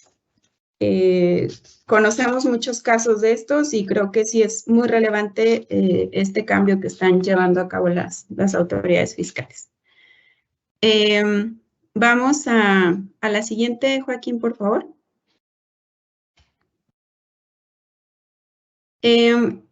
Se está modificando la definición de monto original de la inversión. Básicamente lo que está estableciendo es que se considera como activo fijo o parte del monto original de la inversión desde la adquisición del bien hasta que el activo se encuentra en funcionamiento. Esto va muy de la mano con lo que dicen las NIF.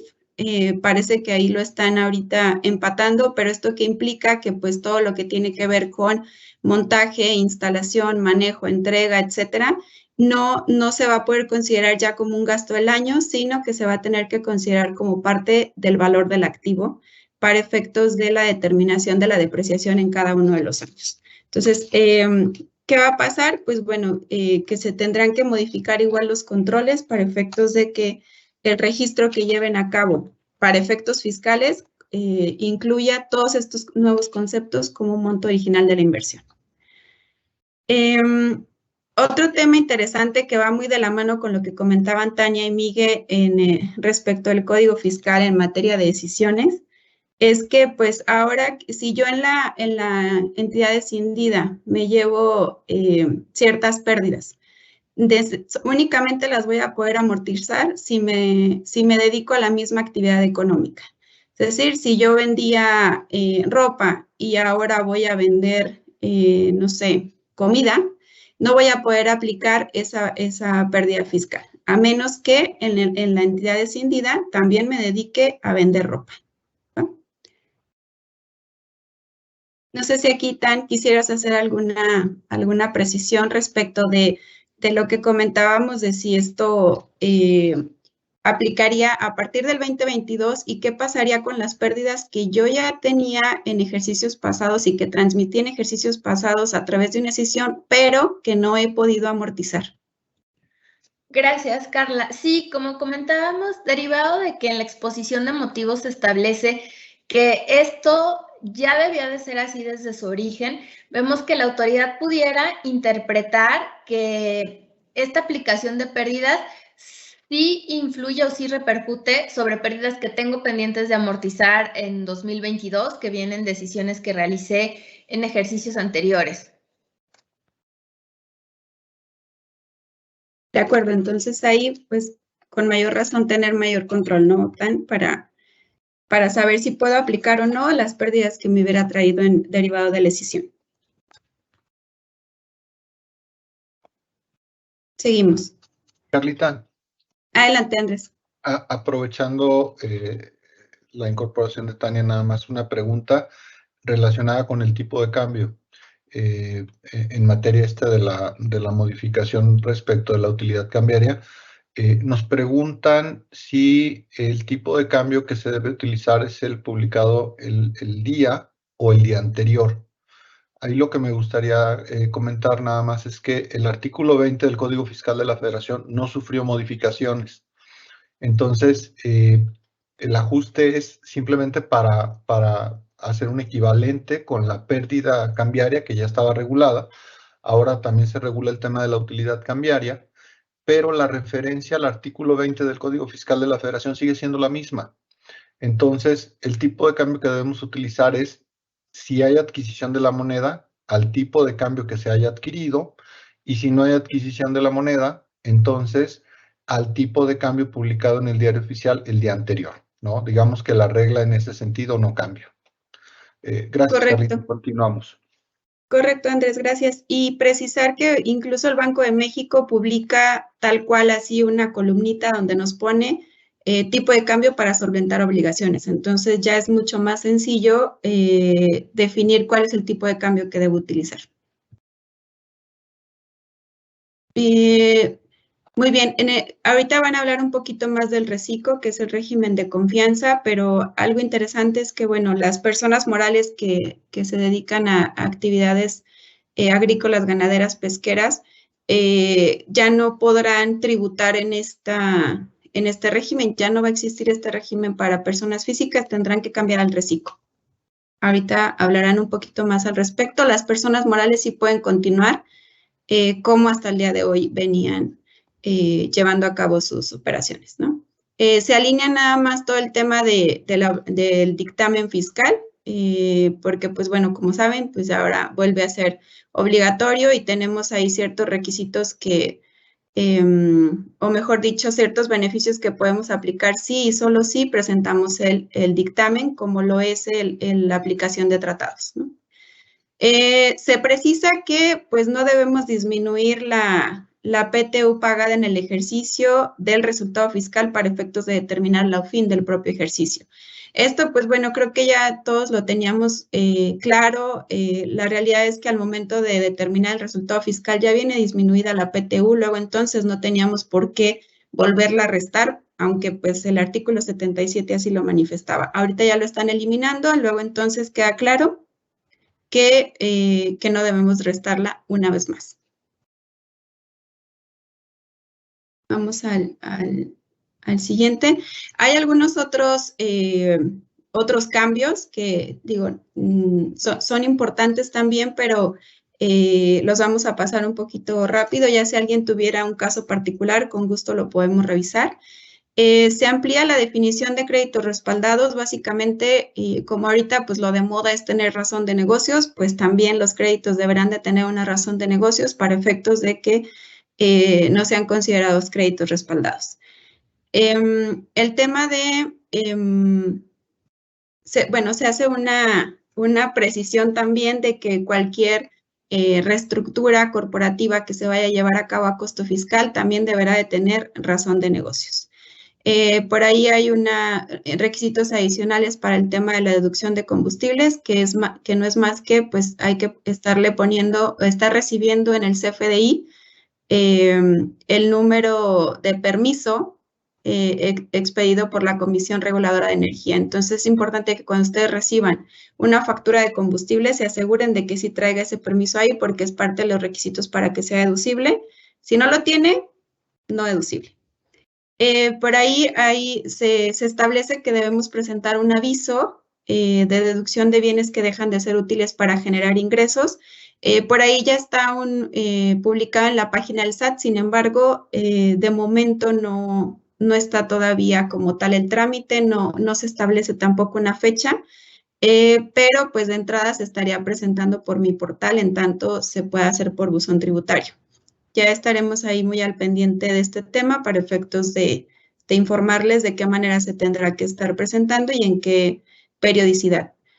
Se establece también que se tiene que realizar, que la emisora mexicana que tenga residentes accionistas en el extranjero y estos accionistas cambian de alguna manera a través de alguna reestructura, fusión, escisión, venta de acciones, si hay una modificación, la emisora mexicana tendrá que presentar un aviso ante las autoridades fiscales, toda vez que de conformidad con la exposición de motivos, pues el SAT no tiene visibilidad de cualquier cambio que se realice en la estructura accionaria.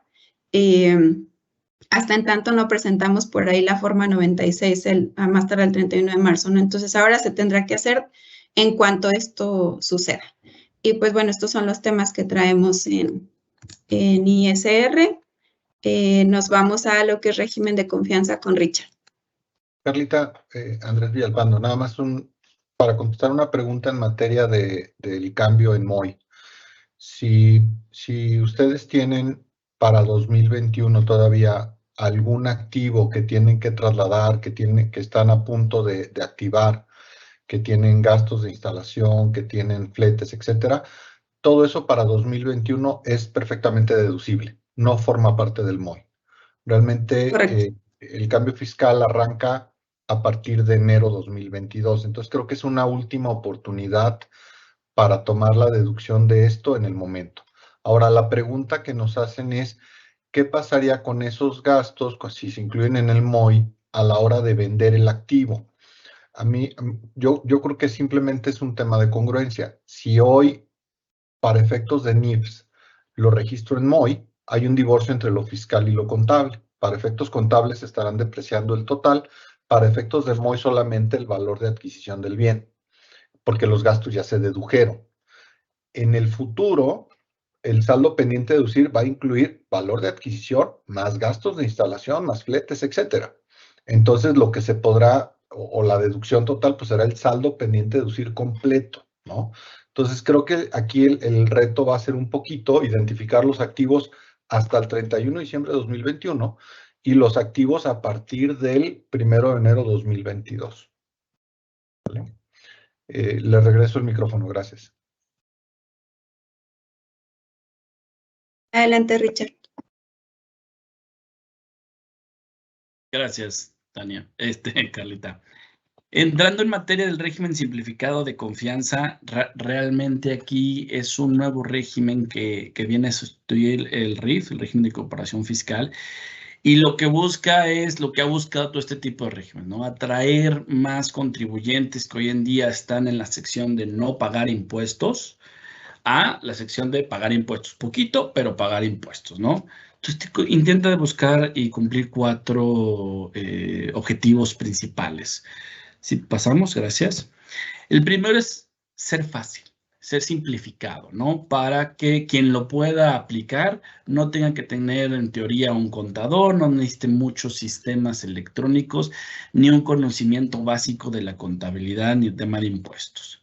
El segundo, lo que les comentaba, es incrementar la base de contribuyentes, sabiendo que hay muchos que están en la sección de no pagar y por lo tanto dicen, oye, ¿cómo podemos atraer este tipo de personas para que además de que ya estamos asustando que el SAT es muy malvado, que tiene muchos dientes, entonces mejor, aunque paguen poquito y con eso estén tranquilos, ¿no? El tercero es, oye, que todo lo que tú emitas a través de una factura sea tu comprobante básico y que con eso el dato que esté ahí se calcule tus impuestos. Y por último, hacerlo de manera automatizada, que tú no tengas que manipular, hacer los cálculos con la finalidad de hacerlo simplificado, que es el primer objetivo, ¿no? Si quieres, pasamos.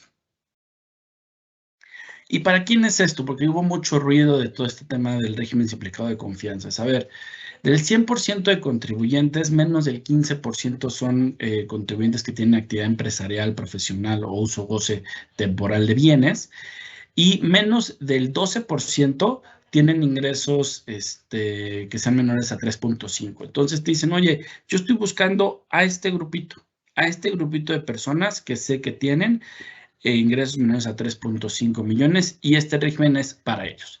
Y el régimen está enfocado tanto para personas morales como para personas físicas y tienen tratamientos distintos y reglas particulares. En este caso vamos a hablar solo de personas físicas. Siguiente, por favor. Entonces, ¿qué empieza a buscar este tipo de régimen? Es, oye, a ver, va a ser solo para personas físicas que tengan actividad empresarial, que tengan servicios profesionales o uso goce temporal de bienes, ¿no? Es decir, rento mi casita, rento el espacio, rento una maquinaria, ¿no? Pero que el ingreso no sea superior a 3.5 millones, es lo que está buscando la autoridad. En el caso de aquellos que se dedican al sector primario, como personas físicas que agrícolas, ganaderas, silvícolas o pesqueras, dicen que los primeros 300,000 están exentos, pero 3.5 millones cambias de régimen. Entonces, desde 0 a 3.5 millones y que solo tengas este tipo de actividades, en principio, te conviene este régimen. ¿Y qué empieza a pasar? Te dice, a ver, tú emites una factura por la renta de tu casa.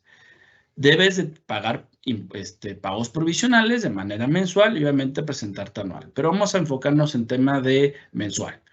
Entonces yo cobro una renta de 50,000 pesos.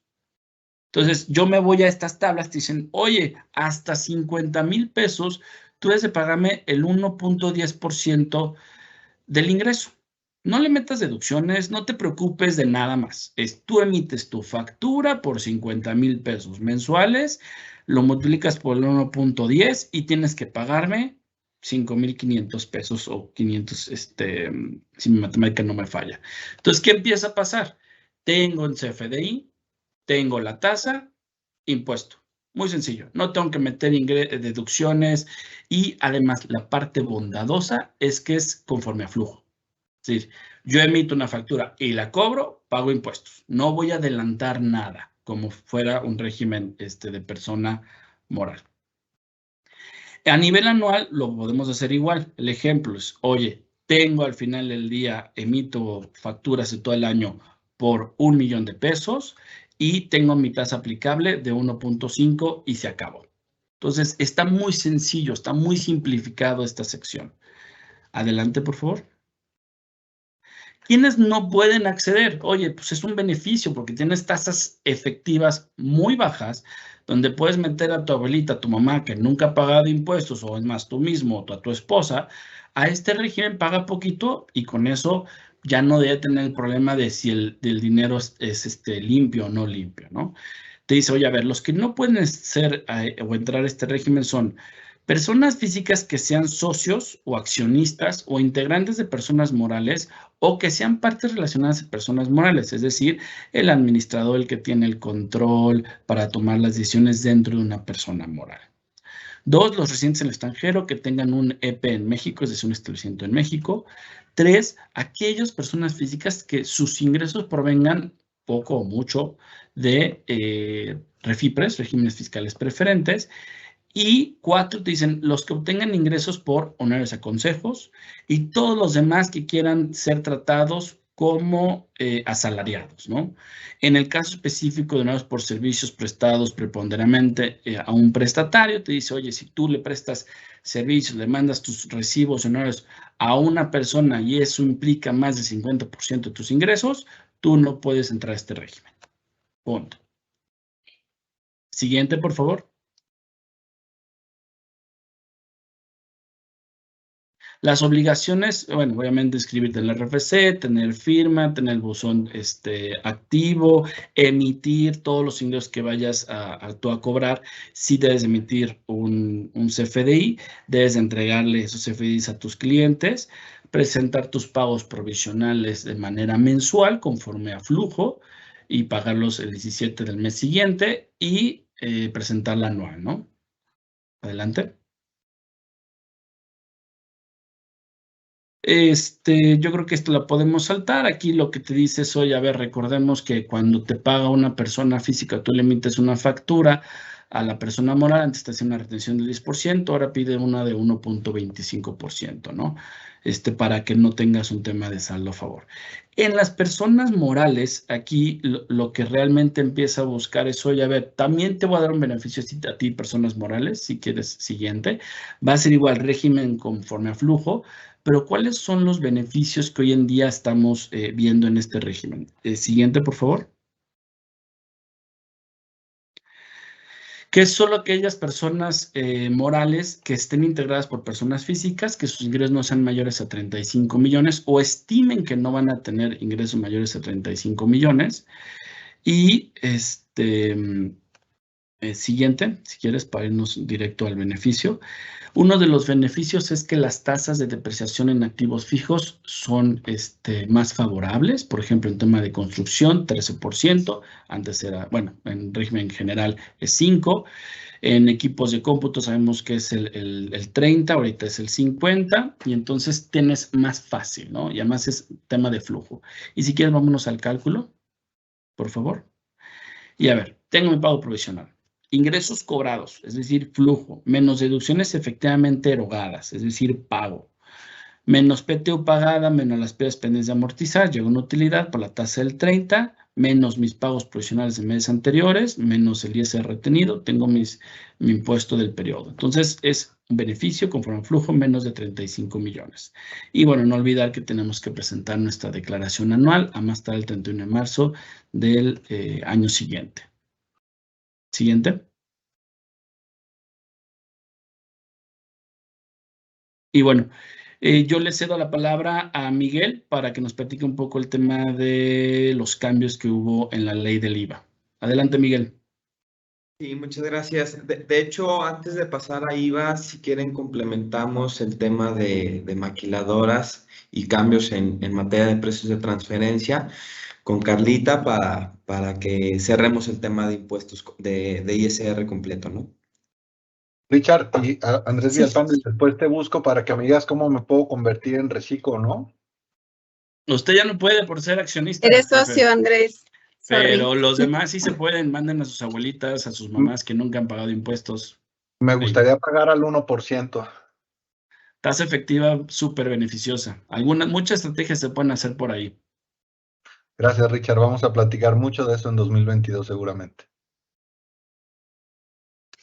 Excelente, muy bien. Pues bueno, en materia de precios de transferencia se modifica un poquito por ahí la metodología para determinar si las operaciones que realizamos con partes relacionadas están a valor de mercado o están como se llevarían a cabo entre terceros. Entonces ahí es importante que lo tomen en cuenta para efectos de que el estudio de 2022 cumpla con estos nuevos requisitos.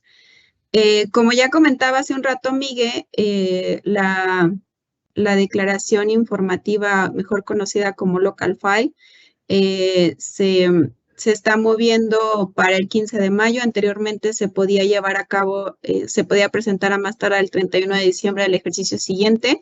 Nos acortaron muchísimo los plazos y lo están emparejando con con la presentación del anexo 9, que ahora también ya lo podremos presentar el 15 de mayo y no a la presentación de la declaración anual.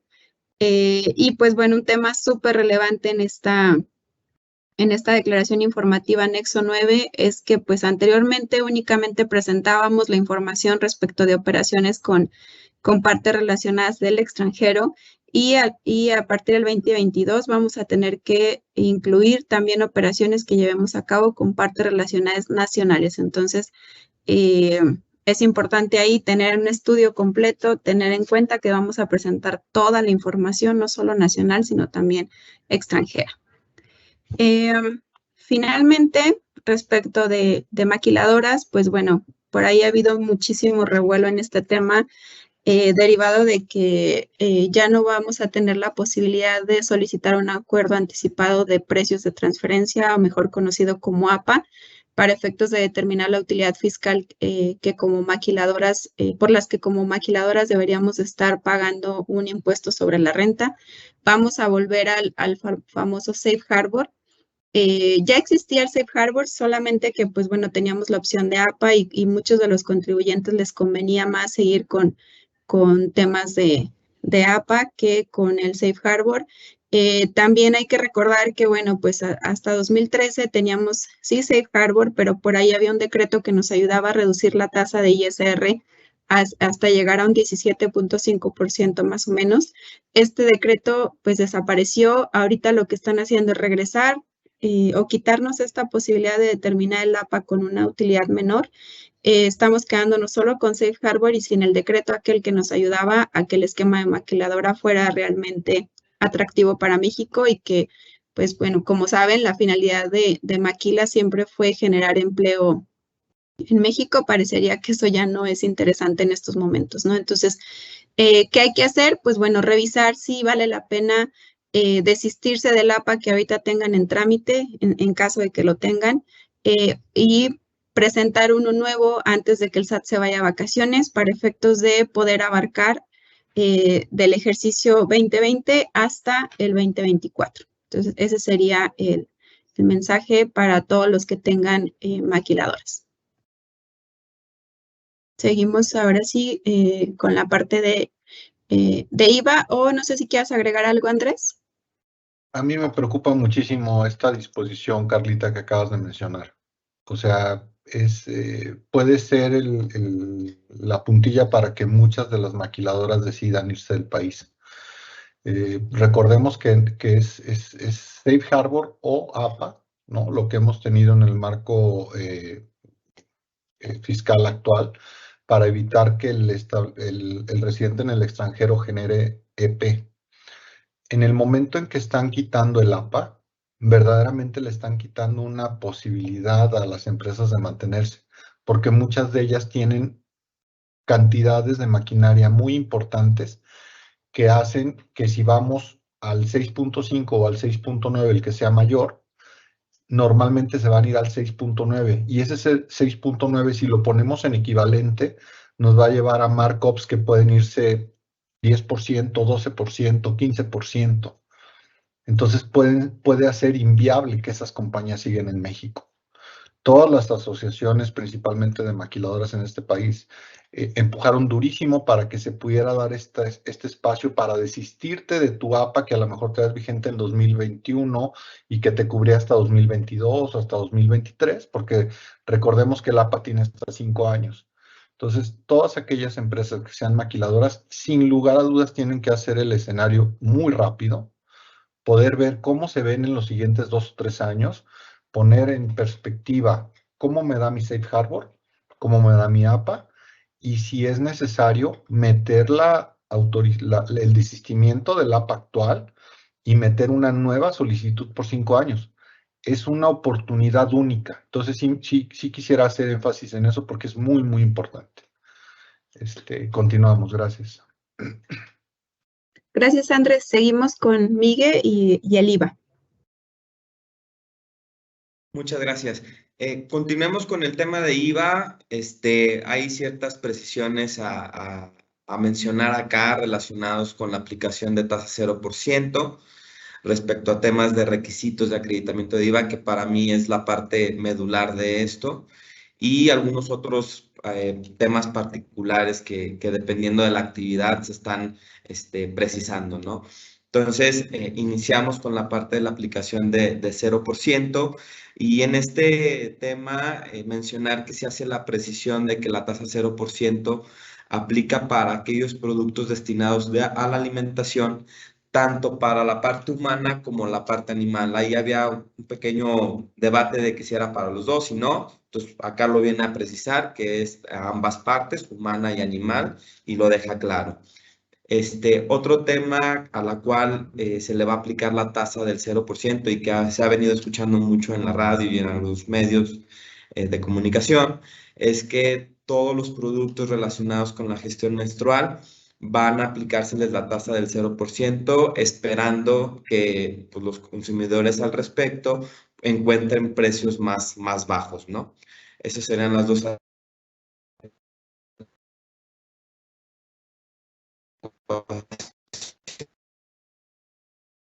El primero, relación que los pedimentos de importación y el IVA asociado a esa importación efectuada, tendrá que estar emitido ese pedimento a nombre del contribuyente que efectuó la importación y que...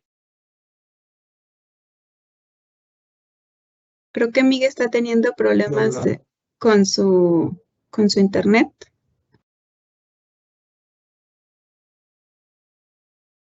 Y si quieren, mientras que se restablece. A ver, Miguel, ¿ya te escuchamos? ¿Me escuchan ya otra vez? Ya se escucha muy bien. Adelante. Perfecto. Mencionaba que en la parte de acreditamiento de IVA para operaciones de importación, el pedimento que se emite para tales efectos deberá estar a nombre del contribuyente que pretenda acreditar el IVA.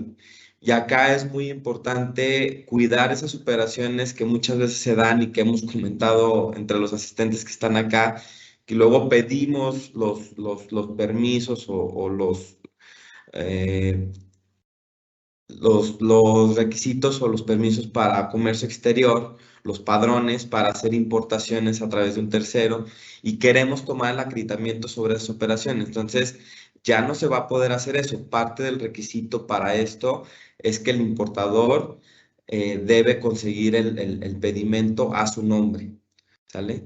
Y también un ajuste en la parte de requisitos de acreditamiento y más asociado con aquellos periodos preoperativos que, como sabrán, se han venido ajustando las reglas relacionadas con periodos preoperativos, es que tú cuando comienzas las operaciones ya de manera regular y 12 meses después tienes que hacer un cálculo conjunto para efectos de identificar si la proporción que estimaste para aquellas operaciones o gastos preoperativos que tuviste está alineado con lo que estimaste, y si no está alineado, pues ajustarlo en cierto porcentaje de acuerdo a ese. Entonces, para efectos de que la autoridad tenga identificado el momento en el que arrancas tus actividades, tendrás que emitir o tendrás que presentar un aviso señalando el arranque de tus actividades para efectos de IVA. Entonces, esto es un ajuste, hay que considerarlo cuando estamos en temas de periodo preoperativo. Y yendo a la siguiente lámina, creo que un cambio importante, y acá, como está planteado, pareciera que se deja ver que siempre tuvo que haber sido así, es que se regulan ya los actos no objetos para la ley de IVA. ¿Por qué? ¿Qué busca esta disposición? Busca que aquel IVA que pagaste a proveedores o a quien sea para efectos de realizar actos no objetos para la ley de IVA, no sea acreditable ese IVA que pagaste, ¿sale? Y entonces, en las propias modificaciones nos dan dos premisas para efectos de considerar actos no objeto, los cuales son cuando la enajenación se realiza fuera de territorio nacional o el servicio o el uso temporal se da fuera de territorio nacional, y también cuando las actividades por las cuales recibas la contraprestación no necesariamente está listada en la ley de IVA como enajenación, uso, goce o servicio. Entonces, de esa manera está regulando cuáles son los actos no objetos, y todo el IVA asociado a la realización de esos actos no objeto no va a poder ser acreditable. Incluso acuérdense que si tienen gastos u operaciones que pagan de manera indistinta para hacer actos grabados para la ley como actos no grabados para la ley, deberíamos de estar castigando a través de un porcentaje de acuerdo a las ventas, de acuerdo a los ingresos, cuál es ese porcentaje de acreditamiento.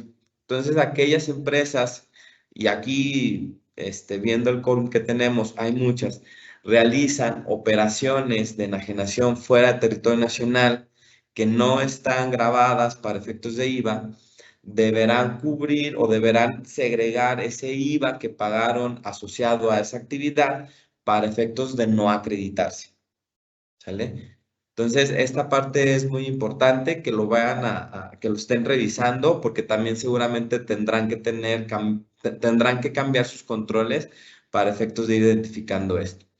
Y vamos a la última lámina respecto a IVA, que son ya temas mucho más específicos. Es pues que todas las disposiciones relacionadas con régimen de incorporación fiscal en materia de IVA pues, también se deroga en alineación a lo que ya platicamos para ISR. Hay una homologación en la obligación que tienen los residentes en el extranjero de informar a la autoridad de aquellos usuarios de servicios digitales. Entonces, antes tenían una obligación trimestral y una mensual, y ya solamente están dejando la mensual porque ahí viene toda la información. Y finalmente, en materia de uso o goce temporal considerado en territorio nacional, se hace una modificación para decir que el uso o goce temporal se va a considerar desarrollado en territorio nacional cuando en este se realiza el uso o goce. Entonces, ya eliminaron la parte de que lo que rige es dónde te entregan el bien arrendado, para ahora decir que es donde se está usando y disfrutando. Estos son los cambios en materia de IVA. Si alguien quiere agregar algo, adelante, socios, o si no, pasamos otra vez con Ricardo para ver el tema de IEPS. Miguel, no te veo. ¿Dónde andas? Quité mi cámara para que se mejorara la conectividad. ¿Puedes dar un ejemplo en menos de un minuto de un caso concreto donde puede haber actos no afectos y se genera un IVA no acreditable? Sí, con gusto. Por ejemplo, si ustedes tienen adquisiciones de mercancías fuera de territorio nacional y, por ejemplo, esas mercancías no las introducen a México, sino que desde ahí a lo mejor las enajenan a algún cliente que se ubique en ese mismo país u otro país, pues ese acto o actividad, al estar fuera de México por concepto de enajenación, no está sujeto a la disposición o a la ley de IVA. Entonces es un acto no objeto. No es exento, es un no objeto. Entonces imagínense que para efectos de poder controlar esas operaciones, pues yo contrato a un asesor aquí en México relacionado con logística y a él le pago sus honorarios, sus servicios, y obviamente como esa persona está desempeñando su trabajo en México, estaría grabado a la tasa del 16. Luego entonces, si me da una factura de 100 más 16 de IVA, esos 16 pesos de IVA que están relacionados específicamente con la operación de controlar y darle logística a esas mercancías, no sería acreditable. Esos 16 pesos de IVA se volverían un gasto, sí deducible para la compañía, pero no sería acreditable. Entonces, pues no es lo mismo tener 16 pesos de enfrentarlo directo contra un impuesto a 16 pesos tener una deducción para ISR al 30%. El beneficio se disminuye mucho, ¿no? Entonces, este es el tipo de casos que pueden darse y que tenemos que ir revisando para efectos de segregar ese IVA que no sería acreditable. Gracias, Miguel, muy claro. Richard, creo que te toca la última parte de la charla. ¿Te parece bien 5 minutos, mi querido socio, para tener tiempo de cerrar la sesión? Con todo gusto, con todo gusto. Perfecto, si quieres pasemos. Y a ver, está sencillo. Lo que te dice aquí uno de los cambios en la ley del IEPS es, si tú importas gasolina, intentas de verme la cara aplicando una fracción que no era la correspondiente y yo me doy cuenta, yo de manera natural en mis facultades de comprobación voy a ajustarte las cuotas a las que debiste haber pagado y además esto no implica que ya te ajusté, no pueda proceder penalmente o administrativamente contra ti. Eso es como que uno de los primeros cambios que faculta a la autoridad de cambiar estas cuotas, ¿no? En ejercicio de sus facultades. El otro es que te dicen, oye, vamos a actualizar las cuotas aplicadas a combustibles automotrices, pero no lo vamos a hacer considerando la inflación, porque si lo hiciéramos incrementaría el valor de estas cuotas y yo como buen gobierno que cuido a mi pueblo, lo que quiero es darle el poder adquisitivo a estas personas, por lo tanto, incremento las cuotas, pero no a niveles inflacionarios menores.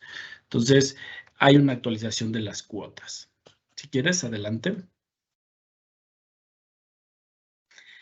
Uno de los puntos interesantes es que la autoridad dice, oye, además de los marbetes que tú debes de poner, va a haber un nuevo marbete electrónico, el cual el importador, productor, fabricante tendrá que adicionar a la etiqueta de su botella, y ese marbete puede ser escaneado por cualquier usuario. Hace un par de meses la autoridad estuvo promoviendo que nosotros como usuarios descargáramos una aplicación para leer el QR de estas botellas para ver si realmente era una botella que sí había pagado impuestos, que era lo que te estaban dando y que no fuera alcohol adulterado, ¿no? Es lo que empieza a señalar aquí la autoridad. Por otro lado, te dice, oye, a ver, tú debes de considerar que estás consumiendo alcohol en ciertos establecimientos como un consumo final y te pone toda una lista. ¿Por qué? Porque antes la lista estaba muy limitada y pues había ciertas estrategias diciendo yo no estoy dando el consumo final porque yo no estoy en esa lista, y la autoridad le dice, papá, no te preocupes, te voy a actualizar la lista para que no estés incómodo. Y es lo que hace la autoridad, actualiza los establecimientos de consumo final y ponen una serie más de lugares, ¿no? Por otra parte, había una obligación de los contribuyentes que vendieran alcohol, que destruyeran los envases en cuanto el alcohol o la bebida estuviera terminada, ¿no? La autoridad lo que te dice, oye, a ver, yo te voy a dar ciertas reglas o ciertas facilidades para que no destruyas esas botellas que ya están vacías o esos envases que ya están vacíos, siempre y cuando los utilices para exhibirlos al público y con un tema como de marketing. Siguiente, por favor. Otra de las bondades o cambios es, antes todo mundo se tenía que inscribir en el padrón de contribuyentes de bebidas alcohólicas. Dice, a ver, ahora voy a decir que solo deben de inscribirse los que hagan alcohol y bebidas alcohólicas. Los que hagan alcohol desnaturalizado, mieles incristalizables, ya no están obligados a inscribirse en este padrón, entonces los exime de una nueva obligación, ¿no? Y un tema de cigarros o cajetillas, lo que dice la autoridad es, oye, yo le había dado la oportunidad a los proveedores que pudieran generar un código de seguridad y que ese código lo pegaran en la cajetilla. Sin embargo, pues al día de hoy ningún proveedor tiene autorizado ninguna facilidad para generar este tipo de códigos, por lo tanto, pues ahora le quito esa bondad a esos proveedores inexistentes porque nadie tenía la autorización, y ahora soy yo, el SAT, el único que tiene la facultad para generar este tipo de códigos de seguridad. Entonces limita ese servicio, pero era pues regla muerta porque nadie lo utilizaba. Y por otro lado, la ley te decía que debían de pegar los códigos en las cajetillas, pero la autoridad se dio cuenta que los envases o las formas de presentación de los cigarros ya venían en diferentes empaques. Entonces te decían, a ver, ya no son cajetillas, también son estuches, empaques, envolturas, o si lo enrollaste, como sea, debe tener tu código. Entonces, amplía, digamos, el concepto de la forma en que tú entregas los, ¿cómo se llama? Los cigarros. Adelante. Finalmente, otro de los aspectos es lo que ya habíamos comentado muy rápido en algunas otras llamadas, el tema de complementos de carta aporte. La autoridad lo había pateado varias veces. Hoy en día te dice, pues el 1 de diciembre puedes seguir haciendo pruebas, pero es obligatorio a partir del 1 de enero de 2022, ¿no? Entonces, esto es algo importante que nosotros debemos de ir a ajustarnos, ¿no? También salen a través de unas reglas misceláneas ciertas aclaraciones que dicen, oye, a ver, si tú tomas, hablando específicamente de transporte terrestre, si tú tomas transporte local o carreteras locales, no estás obligado a tener el complemento de carta aporte. Ya sea que tú lo emitas o te lo emita tu proveedor de fletes, ¿no? Pero si tomas carreteras federales o localidades federales, ahí sí estás. Entonces, pues, nomás hay que aquí identificar muy bien por dónde voy a ir andando y qué se entiende la local y la federal para identificando esta nueva obligación, ¿no? Obviamente hay reglas muy particulares para los servicios de paquetería y mensajería, para los servicios de transporte de fondos de valores a nivel local, grúas, servicios de arrastre, Y bueno, pues, todo el tema de distribución y transporte de hidrocarburos, hay reglas muy particulares que de la generalidad lo que te dice es, tú atiende esto dependiendo de la actividad que estás realizando, ¿no? Siguiente, por favor.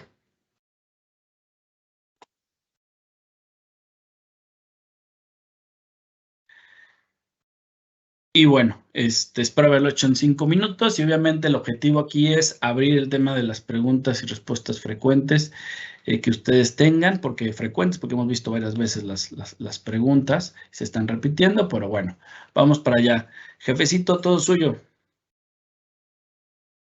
Gracias, mi estimado Richard. No sé, alguno de mis socios, ¿hay preguntas que hayamos dejado de responder, ya sea en el chat o en forma pública? Abrimos el micrófono si hay alguna que se haya... Creo que están cubiertas todas, pero no estoy seguro. Solo falta una donde nos preguntan respecto de dónde pueden validar que el permiso esté vigente, hablando de la Comisión Reguladora de Energía. Y pues bueno, esas se las vamos a deber, lo revisamos, supongo que en la página de la comisión. Adelante, correcto. Richard. De hecho, sí, es correcto. Se tiene que revisar en la página de la Comisión Reguladora de Energía, que es www.go.mx/CRE. Ahí puedes revisar que las autorizaciones estén vigentes. Entonces, obviamente recomendamos que se haga. Pues cuando vayas a cargar gasolina en este tipo de instalaciones, pues no lo vas a estar revisando en ese momento, pero si ya es constante que va a ser esos lugares, pues obviamente que se revise previamente, ¿no? Gracias, Richard. Y respecto al mismo tema, nos preguntan si el dato del permiso debe venir en el XML, y sí, incluso por ahí ya hay un nuevo nodo precisamente para que, por ejemplo, las gasolineras lo estén agregando. Y bueno, hay uno más del tema de agapes.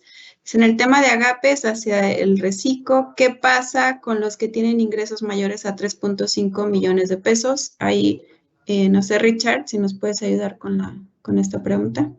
Y aquí no podrías participar porque sí está enfocado a un tema limitado a los ingresos cuando son personas físicas. Si no, tendrías que irte por el otro lado. Pero no, en principio no te permite que participes en este tipo de régimen. Irías al régimen general de persona física, aunque yo creo que en el Inter van a salir algunas consideraciones y algunas facilidades para este tipo de personas. De hecho, en la disposición, como se plantea, habla de algunas regulaciones adicionales que podrán salir para este tipo de personas físicas con actividad agape. Y por acá también teníamos un comentario de que pues RIF se mantiene efectivamente a través de reglas transitorias. Si el contribuyente que está en RIF quiere mantener ese régimen, lo podrá hacer por lo que le haga falta. Acuérdense que son 10 años. Entonces, ahí es importante dar aviso a la autoridad para efectos de mantenerse en RIF. Y también había una pregunta respecto al ISIF. Cuando las partes relacionadas están obligadas a presentar ISIF porque el contribuyente, porque una parte relacionada va a presentar el dictamen fiscal, si es un ISIF simplificado o completo, en principio será completo, a menos que venga también alguna facilidad que trate de regular esto para hacerlo simplificado. Lo que tenemos hoy en día como simplificado es a través de una facilidad. Entonces, ahorita como está, sería completo. Gracias, Miguel. Creo que con esto concluimos el tema de las preguntas. Creo que alcanzamos a responder todas. No me queda más que agradecerles infinitamente. De verdad que estoy aquí viendo el número de asistentes. Estamos sumamente contentos de que nos hayan acompañado. Les reitero que Acápite ya está aquí, ya estamos listos para atenderlos. Somos más de 20 profesionistas. Como he platicado con muchos de ustedes, servicios fiscales de todo tipo, cumplimiento, asesoría, el tema de controversia, litigio fiscal, ahora amparos con esto de la reforma. Ya Tania estuvo contestando algunas preguntas relacionadas con eso. Y también tiene nuestro compromiso que el año que entra, si la pandemia lo permite, vamos a hacer este tipo de eventos en el formato de desayuno, como lo hemos venido haciendo desde hace muchos años, y donde podamos vernos frente a frente y hacer estas preguntas con micrófono abierto, para que efectos de que Yogis pueda preguntar todas sus dudas que tenga, etcétera. Y bueno, de verdad, agradecerles a todos. Como lo hemos comentado, tenemos nuestras oficinas a su disposición en Guadalajara, en Aguascalientes, en León, y pues vamos con todo. Les agradecemos infinitamente que nos hayan acompañado y vamos a hacer eventos de estos con frecuencia. Muchas gracias y gracias a Joaquín y a Dima Ramírez que apoyaron en toda la logística del evento, preparación, etcétera, control de tiempos, en fin. Mil gracias a todos. Que tengan buen día. Hasta luego, Muchas gracias. gracias, que tengan buen día. Muchas gracias, hasta luego. Buen día.